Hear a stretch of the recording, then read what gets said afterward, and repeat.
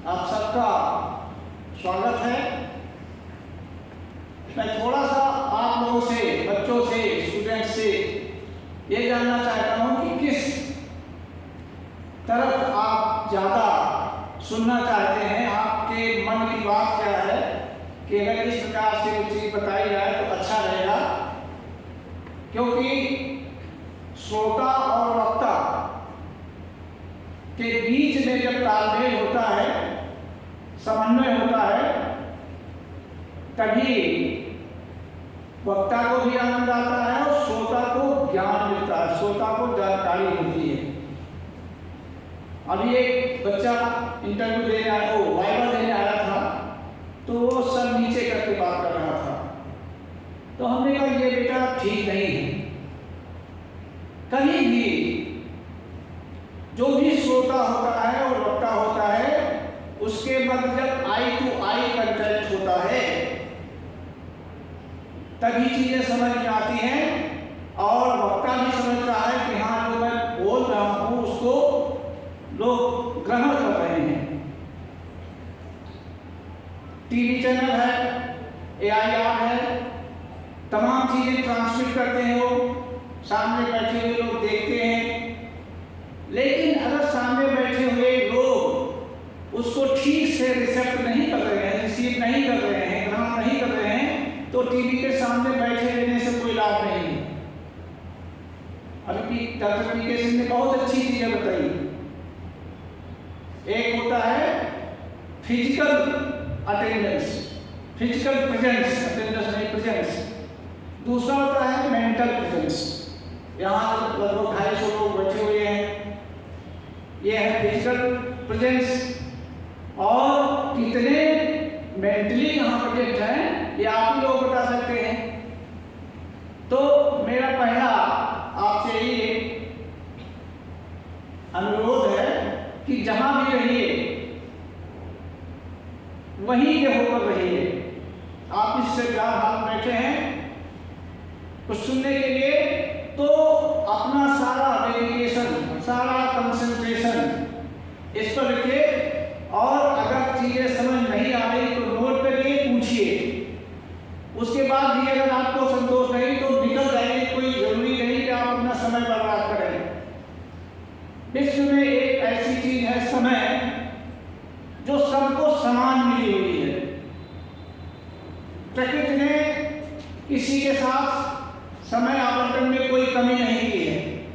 सबको 24 घंटा मिला हुआ है, न किसी को 24 घंटा 1 मिनट मिला है और न किसी को 23 घंटा 59 मिनट मिला है। सबके पास 24 घंटे का समय है, लेकिन तमाम लोग मिलते हैं, जब बात होती है तो कहते हैं कि समय नहीं मिला। हमने कहा नहीं, समय मिला। समय की आपने प्लानिंग नहीं की। टाइम मैनेजमेंट जिसने सीख लिया वो पूरे विश्व को जीत सकता है। अभी मोदी जी का जिक्र आया, उनका टाइम मैनेजमेंट बहुत अच्छा है। आप ताजुब करेंगे, वो किसी भी दूसरे देश में जाते हैं, यात्रा करते हैं, वो कभी होटल में रुक करके इसका ध्यान नहीं करते, उसी अपने प्लेन में ही सारे कार्य पूरे कर लेते। समय की बचत हो जाती है। उनका कहना समय की बचत होती है, पैसे की बचत होती है। तो आप लोग कंसंट्रेशन के साथ जब भी जाएं। एक MP हुआ करते थे मऊ, आजमगढ़ में मऊ, मऊ अलग जगह बन गया है, कल्पनाथ राय। वो अपने साथ हमेशा एक छोटी सी डायरी रखते थे। ये देख रहे ना, ऐसी डायरी और एक पेन हमेशा अपने साथ रखते थे। कहीं भी कोई अच्छी चीज मिल जाए तो तुरंत उसको नोट करते थे, क्योंकि दिमाग में बहुत अच्छी अच्छी चीजें आती हैं और हम उसको उस समय अगर न नोट करें तो विस्मृत हो जाता है, भूल जाता है, दिमाग से निकल जाती है चीजें। तो हाँ, आप बताइए क्या किस टॉपिक पर बोला जाए? कोई बताए, कोई बच्चा खड़ा हो।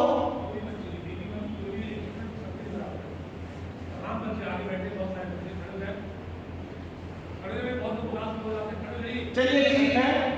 अभी डॉक्टर PK सिंह जी ने बताया है कि हर बच्चे को एक विश्वविद्यालय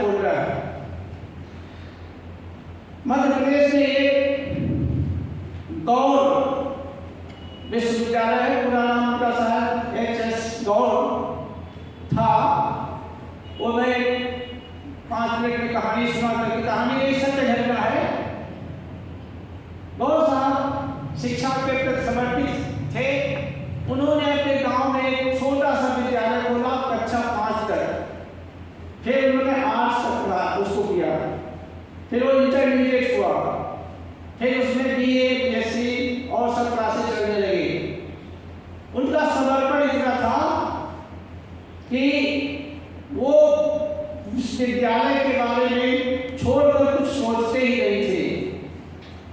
और आज वो हरि सिंह गौर विश्वविद्यालय है, उनके कंजूसी के बारे में एक बार पेपर निकला था, बहुत ही मतलब संभाल कर खर्च करते थे। कंजूस मतलब ऐसा नहीं था कि जहाँ आवश्यक हो वहाँ खर्च न करें। तो जब वो केंद्रीय विश्वविद्यालय बना तो उसके सबसे पहले वो चांसलर बनाए गए, और जब चांसलर के रूप में विश्वविद्यालय, वो केंद्रीय विश्वविद्यालय का उद्घाटन हुआ तो वाराणसी से बहुत ही विद्वान पंडित जी गए थे पूजा कराने के लिए। पंडित जी जानते थे कि गौर साहब पैसा देने में बहुत कंजूस हैं, तो जब पूजन खत्म हुआ तो उन्होंने पूछा गौर साहब ने कि आपकी कुछ दान दक्षिणा, तो उन्होंने कहा नहीं, जो भी आप चाहे दे सकते हैं, कोई हमारी तरफ से वो नहीं है। तो उन्होंने 5 रुपए का चेक दिया था। पंडित जी ने लिखा है कि वो 5 रुपए का चेक अभी भी हमारे पास सुरक्षित है, क्योंकि हमने उसको कैश नहीं कराया, ये बताने के लिए कि गौर साहब बहुत ही कसमकस के साथ उन्होंने 5 रुपया दिया था। तो बेटा आप में सब में क्षमता है। आप छत्तीसगढ़ का नाम जानते हैं ना? छत्तीसगढ़ में आज से 15 साल पहले जब जोगी जी मुख्यमंत्री होते थे तो वहां 32 जिले थे और 36 विश्वविद्यालय था। हर जिले में विश्वविद्यालय, यूनिवर्सिटी। तो ऐसा नहीं कि उत्तर प्रदेश में आप जहाँ जितने लोग बैठे हैं सक्षम न हो विश्वविद्यालय आप खोल सकते हैं, बस प्रयास करने की जरूरत है। आप समर्पित भाव से प्रयास करेंगे तो निश्चित रूप से जो भी आप ठान दें, जो भी आप, क्योंकि संकल्प में विकल्प नहीं होता है। अगर आपने संकल्प कर लिया कि मुझे ये करना है तो हाँ आपको लगना पड़ेगा, डेडिकेशन होना चाहिए और आप वो काम कर सकते हैं। और थोड़ा सा विषय पर आ जाते हैं। देखिए ज्योग्राफी बहुत ही अच्छा विषय है। मैं यूपी यूनिवर्सिटी में भी सदस्य रहा, उत्तर प्रदेश अधीनस्थ सेवा चयन आयोग में भी 2.5 साल सदस्य रहा और बहुत साक्षात करने का अवसर मिला। बहुत ही पढ़े लिखे लोग, अच्छे जानकार भी वहाँ साक्षात्कार देने आए। एक महिला भी आई थी, उन्होंने IAS का भी इंटरव्यू दिया था, संजोग से उसने नहीं सेलेक्ट हो पाई थी, तो वहाँ भी एक इंटरव्यू देने आई थी। तो ऐसे ठीक हुआ, तो उन्होंने कहा मैंने IAS का दिया है। कहा आपने क्या सब्जेक्ट लिया था? तो उन्होंने कहा ज्योग्राफी। आजकल आप जितने भी ये बैठे हुए राजेश सिंह जी जानते होंगे, आप लोगों ने भी जिनके अंदर थोड़ा सा कॉम्पिटिटिव मिशन होगा वो जरूर जानते होंगे कि आज PCS और IAS दोनों में क्वालिफाई करने वाले लगभग 20-25% कंप्यूटर ज्योग्राफी आप करते हैं, जो भी बहुत ही ज्ञानदायक सब्जेक्ट है और अच्छे अंक भी मिलते हैं। तो इसलिए ज्योग्राफी, आप ज्योग्राफी के छात्र हैं, आप भाग्यशाली हैं कि आपने ज्योग्राफी आप लिया है, तो उसको ठीक ढंग से तैयार कीजिए। देखिए समय, हमने पहले ही बताया समय प्रबंधन। आपका ये 3 साल का समय है ग्रेजुएशन का, अमूल्य है। आपके जीवन बनने और बिगड़ने का यही सबसे महत्वपूर्ण समय है। अगर आप इसको सकारात्मक पॉजिटिव वे में लेकर चलेंगे तो बहुत आगे निकल जाएंगे। देखिए ये कहा जाता है कि जो हमारे पास ईश्वर ने प्रकृति ने जिसको दिया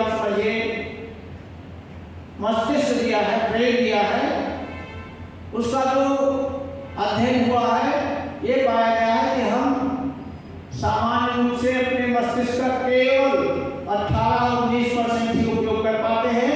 81%, 82% आपके ब्रेन का जो पॉजिटिव आर्गन है वो काम, मतलब उससे हम काम नहीं लेते हैं। आप 18% का प्रयोग करते हैं और टॉप पर जाते हैं। अगर आप 20% की 20% तक पहुंच जाए तो आप विश्व के सबसे अच्छे व्यक्ति बन सकते हैं। बहुत ज़्यादा मेहनत करने की आवश्यकता नहीं है, बस समर्पण की आवश्यकता है। तो इसलिए आप हमेशा पॉजिटिव बने रहें। मोदी जी ने 2013 में जब वो भाजपा की तरफ से प्राइम मिनिस्टर पद के लिए दावेदार बनाए गए थे, तो उन्होंने लेडी श्री राम कॉलेज दिल्ली में है वहाँ एक भाषण दिया था और कहा था कि देखिए गिलास है,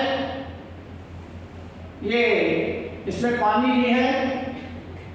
तो कुछ लोग कहते हैं इसको कि आधा गिलास भरा हुआ है और कुछ लोग कहते हैं आधा गिलास खाली है। दोनों का एक है, भाव एक है। लेकिन जो लोग कहते हैं कि आधा गिलास भरा हुआ है वो पॉजिटिव वे में सोचते हैं, और जो लोग कहते हैं कि आधा गिलास खाली है उनकी सोच कैसी है बताओ, नेगेटिव। लेकिन उन्होंने अपने एक वाक्य और कहा कि गिलास बिल्कुल खाली नहीं है, आधा गिलास पानी से भरा हुआ, आधा गिलास हवा से भरा हुआ है। वैकुंठ जानते हैं हम ना, निर्वाक पढ़ा है इसने, वैकुंठ। आप वैकुंठ फ्लास्क का उपयोग करते हैं, पानी गर्म रखने का जो आपका बोतल होता है, इसको आप वैकुंठ फ्लास्क कहते हैं। किस सिद्धांत पर काम करता है? निर्वाक पर।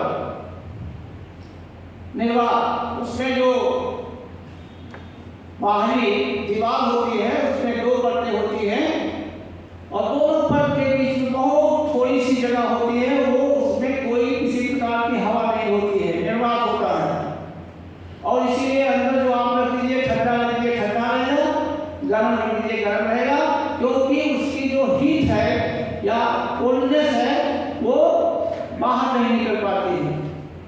हम जो आपसे बोल रहे हैं, आप हमको कुछ बता रहे हैं, तो ये अगर यहाँ से हवा निकाल दी जाए, इस कमरे को निर्वात में बदल दिया जाए, तो आप जो बोल रहे मैं नहीं सुन पाऊंगा, मैं बोल रहा हूँ आप नहीं सुन पाएंगे।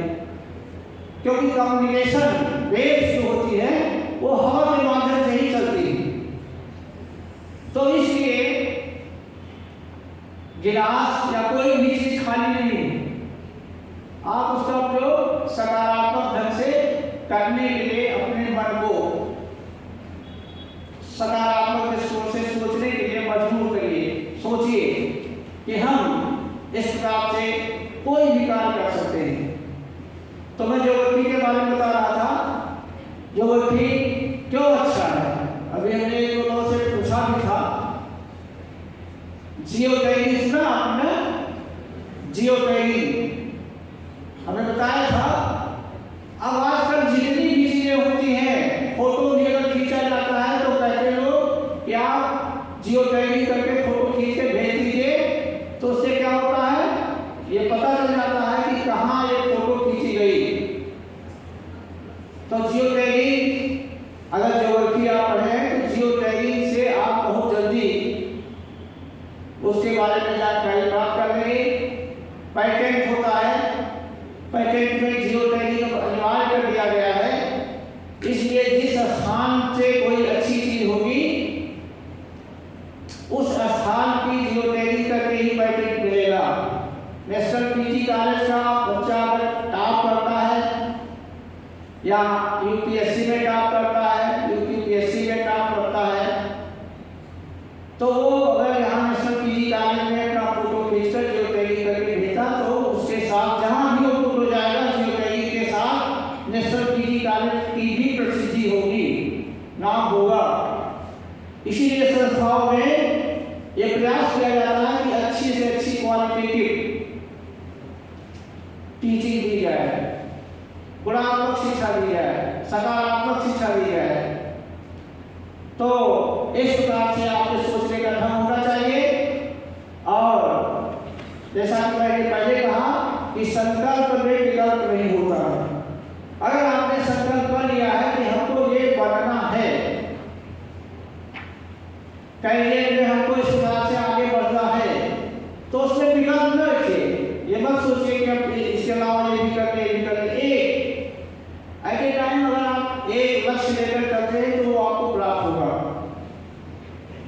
कभी भी एक समय में दो काम नहीं करना चाहिए। लोगों ने कहा है कि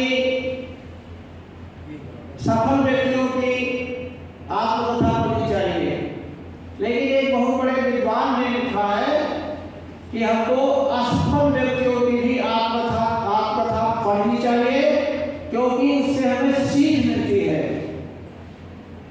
हीरो होंडा का नाम सुना आपने ना? क्या है? मोटरसाइकिल है ना? हीरो पहले हीरो थी, कुछ होंडा हो गई, सब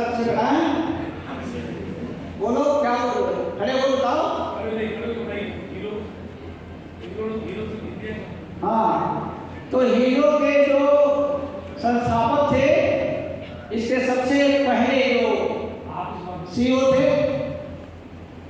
उनके किस्से के बारे में आप नहीं जानते होंगे। एक मिनट सुनिए। जापान की कंपनी है। जापान में एक बहुत छोटे सी दुकान पर जहाँ मोटरसाइकिल की मरम्मत होती थी, वहाँ एक सज्जन काम करते थे। उनका नाम हीरो था और 8-10 साल तक उन्होंने काम किया। उससे उनको काफ़ी अच्छा अनुभव हुआ। उन्होंने मन में सोचा कि हम क्यों ना एक ऐसी फैक्ट्री लगाएं जिसमें इससे जो अब तक बनी हुई मोटरसाइकिलें हैं उससे और अच्छी मोटरसाइकिल बने, अच्छी टेक्निक हो, कम पेट्रोल का कंजप्शन कम हो, माइलेज अच्छा हो। आप जानते हैं कि जापान में भूकंप बहुत आता है। जापान में उन्होंने समुद्र के किनारे अपनी फैक्ट्री लगाई और आप ताज्जुब करेंगे कि 11 बार उनकी फैक्ट्री भूकंप में नष्ट हो गई। 11 बार। लेकिन उन्होंने अपना काम नहीं छोड़ा। हर बार एक दिन आराम करके एक दिन रुकते थे, फिर पुनः उसी उत्साह के साथ कार्य में लग जाते थे। जो बची हुई चीजें होती थी उससे उसको फिर से शुरुआत करते थे, धीरे धीरे और लोगों को भी बदल देते थे। और 11 प्रयास के बाद उनकी फैक्ट्री बनी, मोटरसाइकिल बनी और विश्व की सबसे अच्छी टेक्नोलॉजी वाली मोटरसाइकिल बनी। बाद में दो भाई थे, उन्हें बंटवारा हो गया, तो एक हीरो हो गया, दूसरा हो गया हीरो होंडा, इसलिए वो हो गया, पहले हीरो ही थी। तो इस प्रकार से ये सोचिए कि 11 बार जिसकी फैक्ट्री नष्ट हो गई हो, उसके संस्थापक, उसको बनाने वाले, उसको स्थापित करने वालों को दिमाग में या उनके ऊपर क्या गुजरा होगा। तो इस प्रकार से प्रयास करना चाहिए। प्रयास से अगर आप असफल होते हैं, असफलता ही सफलता की सीढ़ी है। असफल होने पर कभी भी अपने धैर्य को नहीं खोना चाहिए, प्रयास करते रहना चाहिए। निश्चित रूप से आपको सफलता मिलेगी। अब थोड़ा सा आप लोगों से क्वेश्चन हो जाए, जो भी आपके मन में एक दो चीजें हो पूछ लीजिए, क्योंकि मैंने पहले ही कहा था कि टू वे कन्वर्सेशन होना चाहिए, एक पक्षीय। अगर हम एक तरफ बोलते जाएंगे आप क्या सोच रहे हैं तो समझ नहीं आएगा। तो जो मन में आपके कुछ प्रश्न हो उसके बारे में थोड़ा सा आप लोग एक एक कर कुछ रखिए। बिल्कुल सीरियस हो जाएगा। सबने कहा है टाइम दिया है तो कोई बारात नहीं आए। आप क्वेश्चन भी इंपॉर्टेंट होगी। वाई रोज दिनभर कार्य में रहते हैं आप, हम 90% क्वेश्चन करना ही बड़ी चीज है। सभी का काम है कि जीतने वाला कोई भी पूछे, जो भी मन में हो। सर ध्यान बहुत भटकता है। ध्यान ध्यान बहुत भटकता है। ठीक, बहुत अच्छा भी बताते हैं। सर एक मिनट बता दो सुनिए भाई, इसके लिए ना आगे जाना, आगे तो काम आप कोई क्वेश्चन सुनिएगा क्योंकि समझ इस तरह में जा रहा है। नहीं कुछ विषय के क्वेश्चन जरूर पूछना, बाकी इनका सर जुलाई सकता है सर।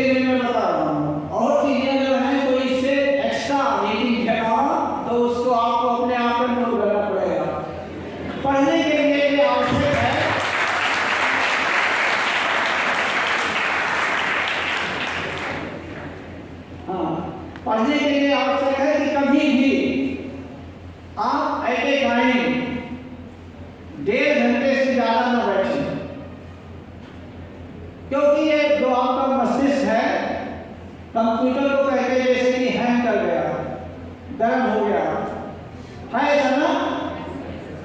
तो ये आपका मस्तिष्क कंप्यूटर से बहुत तेज काम करता है, बहुत तेज काम करता है। और ध्यान तभी भटकता है जब आप पढ़ने के अलावा या जो समय काम कर रहे हैं उस कार्य के अलावा दूसरी चीज भी सोचने लगते हैं। तो जब आप दूसरी चीज सोचने लगते हैं, इसका मतलब आपके मस्तिष्क पर प्रेशर ज्यादा पड़ रहा है, जिस तरह ध्यान लगना चाहिए उधर नहीं लग रहा है, तो ध्यान आपका भटक जाएगा। इसके लिए आपकी जितनी क्षमताओं में तो 1.5 घंटा एक एवरेज बताया कि कभी भी 1.5 घंटे से अधिक एक सिटी में नहीं बैठना चाहिए। 1.25 घंटा 1.5 घंटा बैठे तो 5 मिनट का ब्रेक लीजिए, 1 गिलास पानी पिए या जो भी आप काफी चाय पीना चाहते पीजिए। 5 मिनट के ब्रेक के बाद पुनः आप बैठेंगे तो आपका मस्तिष्क पुनः पूरे जोर से पूरे प्रयास में काम करने लगेगा और आप जिस चीज पर कंसंट्रेट कर रहे थे उस पर कंसंट्रेट करेंगे।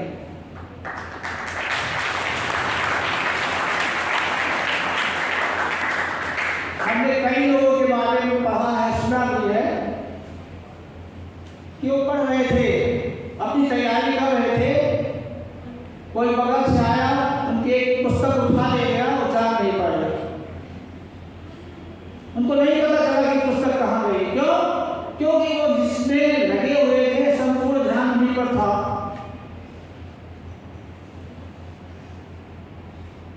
मायर क्यूरी का नाम सुना आपने? और जो जिसके नाम पर नोबेल पुरस्कार दिया जाता है, क्या नाम था? Alfred Nobel. ये भी रिसर्च में बहुत व्यस्त रहते थे। रिसर्च में व्यस्त रहने के नाते भुलक्कड़ भी हो गए थे। तो 2 चीजें इनकी सुनिए। एक बार एक पत्नी भोजन बना करके रख जाती थी, भोजन की थाली को ढक करके, और इनको जब समय मिलता था 2 बजे 3 बजे 4 बजे दोपहर में तो भोजन कर लेते थे। एक दिन इनके बहुत घनिष्ठ मित्र थे, अक्सर आते रहते थे, वो आए वहीं बैग में और इनसे कुछ जानना चाहते थे। इन्होंने अल्फ्रेड नोबेल पे कोई ध्यान नहीं दिया क्योंकि बहुत ही वो अपने रिसर्च में व्यस्त थे। तो उनके मित्र इधर उधर टहले और देखे कि भोजन थाली में रखा हुआ ढका है।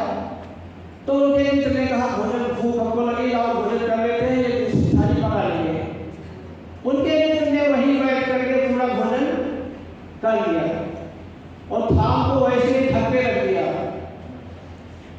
जब अल्फ्रेड नोबेल को 3-4 बजे के आसपास उनका एक्सपेरिमेंट कंप्लीट हो गया, फुर्सत पाए तो गए घूम कर देखे कि भोजन कहाँ है। तो देखे थाली ढकी हुई थी, बोले तो उसमें भोजन नहीं था।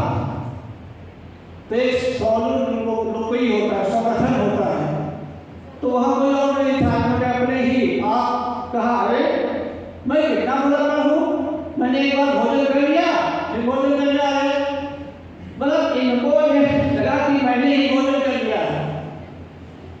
अब इससे आपको कुछ समझ में आया कि ध्यान क्यों भटकता है? ध्यान को आप भटकाते से भटकता है, ऐसे नहीं भटकता है। मन बहुत चंचल होता है, उसको बांध के रखना पड़ता है। जब आप उसको बांध के रखेंगे तब वो आपके सुपरविजन में या अंदर में काम करेगा। और जब आप थोड़ी सी उसको ढील दे देंगे तो काम नहीं करेगा, ध्यान भटकेगा। तो इसलिए अब सोचिए भूख से ज्यादा क्या हो सकती है आप सोचिए। तो ये उन्होंने कहा कि मैंने एक बार भोजन कर लिया फिर मैं भोजन करने आ गया। वो बिल्ली पाले हुए थे, तो बिल्ली ने बच्चा दिया, बच्चा छोटा था। इन्होंने बिल्ली के लिए दरवाजे में छोटा सा छिद्र बना रखा था कि बिल्ली जब चाहे आए अंदर, जब चाहे चली जाए और कोई डिस्टर्ब न हो। तो जब बच्चा बिल्ली के पैदा हुआ तो इन्होंने बढ़ई को बुलाया, बढ़ई से कहा कि इसमें दरवाजे में बोल ऑन कर दो, क्योंकि बच्चा बिजली का बच्चा हो गया है, तो ये कैसे आ जाएगा? तो बढ़ई ने कहा सर, जब बड़ी वाली बिजली होल से निकल जाती है तो छोटा वाला बच्चा नहीं निकलेगा। तो कहता है ये तो आपने बहुत बढ़िया चीज बताई, हमको ध्यान ही नहीं था। तो ऐसे भी लोग होते हैं जो इतना समर्पित होते हैं किसी चीज के लिए कि दूसरा कभी सोच ही नहीं पाते हैं। बढ़ई ने बताया तो किसी जो होल है इसमें जो छिद्र है, इसी में से बिजली नीचे नहीं जाएगी, बिजली का बच्चा भी निकल जाएगा। तो इसलिए कंसंट्रेशन, इसका नाम इसलिए कंसंट्रेशन रखा गया है कि कंसंट्रेट करिए, तभी आप कुछ कर पाएंगे, तभी आगे बढ़ पाएंगे। तो ये कंसंट्रेशन का तरीका है। हम ध्यान को भटकने लगे, उसको बांध के रखने के कई तरीके हैं, उसमें ठीक नहीं देंगे तो आप हमेशा इसका लाभ पाएंगे। अब जो विधि पर आते हैं, देखिए बच्चों, हमने सबसे स्केल पर पूछा लगभग 70% बच्चों से, और स्केल का सही उत्तर बहुत कम लोग दे पाए। ज्योग्राफी भूगोल में मापक का बहुत महत्व है। अगर हम मापक नहीं जानते हैं तो जो भी पूछने वाला होता है ये समझ लेता है कि ये ज्योग्राफी के बारे में कुछ नहीं जानते। जैसे माइलस्टोन कहा जाता है, स्केल माइलस्टोन या नींव का पत्थर फाउंडेशन स्टोन है। अगर आप स्केल जानते हैं, इसका मतलब कुछ न कुछ आप ज्योग्राफी के बारे में जानते हैं। तो हमेशा ये ध्यान रखें कि हमको जो मूलभूत चीजें हैं, फंडामेंटल चीजें हैं, किसी भी सब्जेक्ट में फंडामेंटल्स के बारे में हमेशा जानना चाहिए, पढ़ना चाहिए। और ज्योग्राफी ऐसा विषय है जो जनरल नॉलेज में, जनरल नॉलेज का लगभग 30% ज्योग्राफी कवर करता है। जनरल नॉलेज में आपसे अर्थक्वेक के बारे में पूछा जाता है, वाल्केनो के बारे में पूछा जाता है, सोलर सिस्टम के बारे में पूछा जाता है, मतलब बहुत चीजें पूछी जाती है। तो आप ये सोच कर जाए, कहीं भी इंटरव्यू दे जाए या वाइवा दे जाए, अगर नाम ज्योग्राफी का कोई टीचर है या वाइवा लेने वाला है तो वो भी ज्योग्राफी के बारे में सामान्य चीजें जानता है। आप ये ध्यान रखें कि वो भी ज्योग्राफी के बारे में सामान्य चीजें जानता है और आपसे ऐसे जो सामान्य प्रश्न हैं उनका प्रश्न पूछ सकता है। तो आप कभी भी ये मत सोच कर जाएं कि ये तो फिजिक्स के टीचर है या केमिस्ट्री के टीचर है या हिस्ट्री के टीचर है और इनको ज्योग्राफी के बारे में नहीं मालूम होगा। तो ये ऐसा नहीं। इसीलिए आजकल लोग ज्योग्राफी ज्यादा आप करते हैं कंपटीशन में, क्योंकि ज्योग्राफी पढ़ने से एक तो साइंटिफिक रूप से तैयारी करने का अवसर मिलता है, दूसरे जनरल नॉलेज का लगभग 30-35% कवर हो जाता है। तो इससे आपको कंपटीशन में आगे अच्छा अंक पाने में, मेरिट में आने में सुविधा हो जाती है। तो इसलिए ज्योग्राफी को आप एक बहुत ही स्टैंडर्ड सब्जेक्ट के रूप में पढ़िए, उसकी तैयारी कीजिए। इसकी ब्रांचेज बहुत हैं, बहुत ब्रांचेज हैं। तो आपको जो ब्रांच अच्छा लगे वो पढ़िए। एमए में जाकर के आपके पास विकल्प मिलता है कि ये लेंगे, तो इस प्रकार से आप अपनी तैयारी इस प्रकार से करें। कहीं भी जाएं तो आपके इस कॉलेज का, आपका और आपके विषय ज्योग्राफी का सम्मान हो। ये लोग समझे कि हाँ इन्होंने तैयारी अच्छी की है। तो इन्हीं शब्दों के साथ मैं अपनी वाणी को विराम देता हूँ, लेकिन फिर से आपके सामने ओपन है कि अगर अभी कुछ पूछना हो तो पूछ लीजिए, क्योंकि जब तक आप लोगों की तरफ से प्रश्न नहीं आता तब तक हमको संतोष नहीं होता। आपको लगता है कि कुछ चीजें बाकी हैं। हाँ सर, ज्योग्राफी एक विषय, हाँ सर ज्योग्राफी एक विषय के रूप में खासकर फिजिकल ज्योग्राफी को और अच्छे से हम कैसे समझ सकते हैं? फिजिकल नहीं कौन से ब्रांच को? Physical geography. Physical geography. ठीक, और कोई प्रश्न?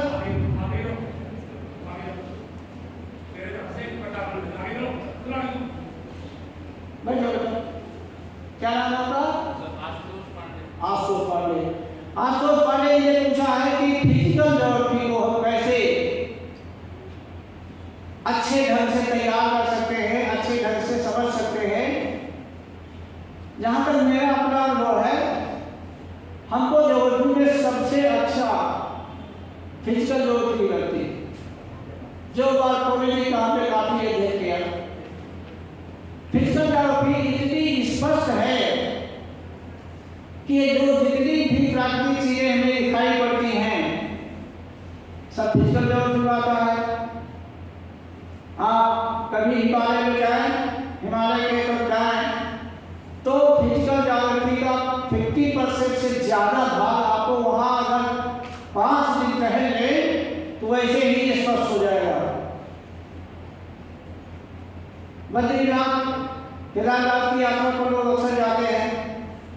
आप जब वहां जाएंगे बस से, आपकी गाड़ी से, या कैसे भी जाएंगे तो वहां जो हिमालय के निर्माण की अवस्था है, हिमालय के निर्माण के समय जो समस्या पर जियोलॉजिकल बेड्स थे वो किस प्रकार से उलझे हुए, किस प्रकार से बने हुए आपको दिखाई पड़ेगा।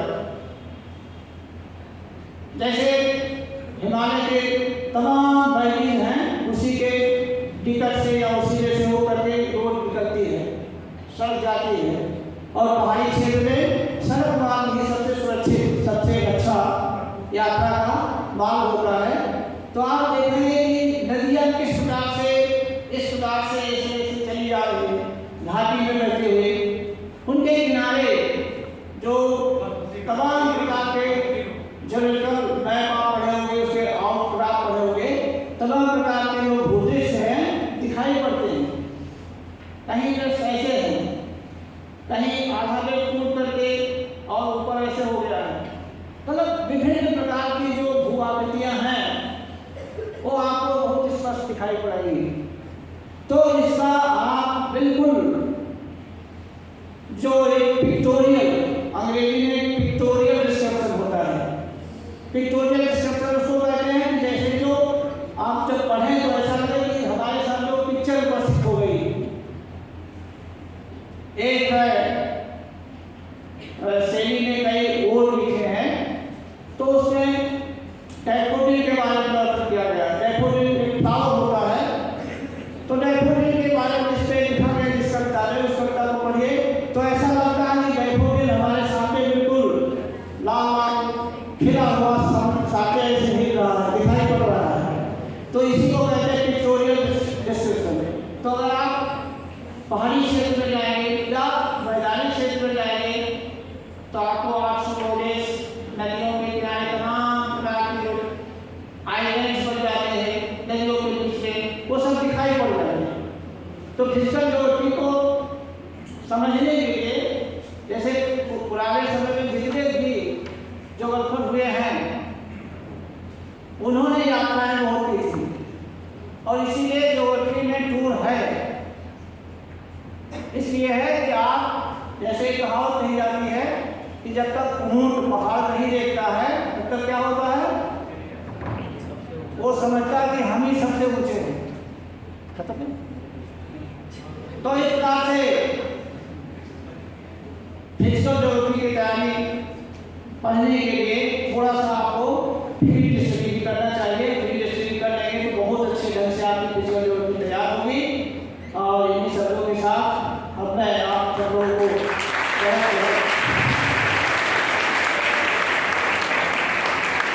शुभकामना देता हूँ और ये अंत में यही अनुरोध करता हूँ कि जो भी काम करे समर्पित भाव से करिए, ना मन लगे तो बिल्कुल मत करिए।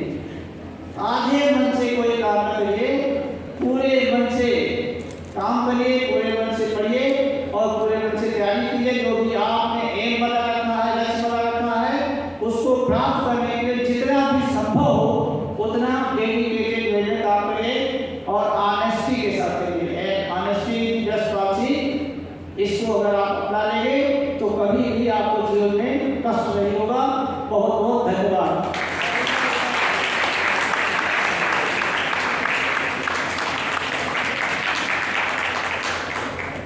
बहुत धन्यवाद सर को। लेकिन हमारे बीच में आदित्य है जो आज सुबह से मोबाइल ही चला रहे हैं, बैग के अंदर, मतलब बीमारी हो गई है, बैठे हैं और बैग के अंदर मोबाइल चला रहे हैं।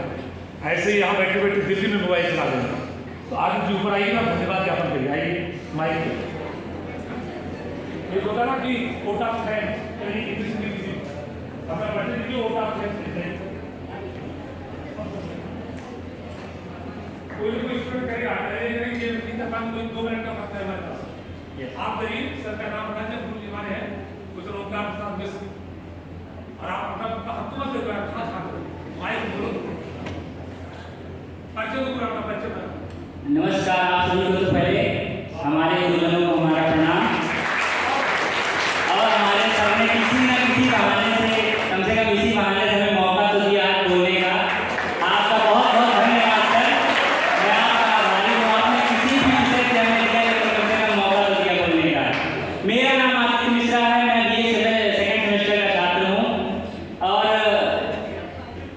बस ऐसे ही पीछे बैठा था और ऐसे आ गया तो उसी में रिप्लाई देने लगा था, और उसी में सर आ गए, देख लिए तो क्या कर सकते हैं। लेकिन अब कुछ नहीं, इसी बहाने हमारा इंट्रोडक्शन तो हो गया आप सभी से। आप में से बहुत सारे लोग होंगे जो हमें जानते होंगे, लेकिन बहुत सारे ऐसे भी लोग होंगे जो हमें नहीं जानते हैं। तो इसी बहाने आज आप सबसे मुलाकात होगी। बहुत बहुत धन्यवाद।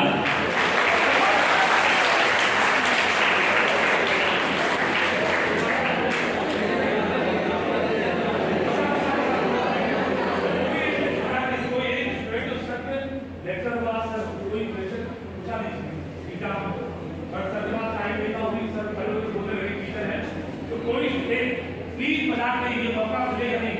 कोई स्टूडेंट लड़का लड़की 2 मिनट में वोट ऑफ थैंक्स खड़े खड़े ही बिना माइक के जल्दी आइए साहब। कोई और अपने आप मैं खा दो और नंबर बैठ में जीरो करो, जल्दी आओ, हाथ क्यों खाएगा अभी ना माइक क्या क्या करिए।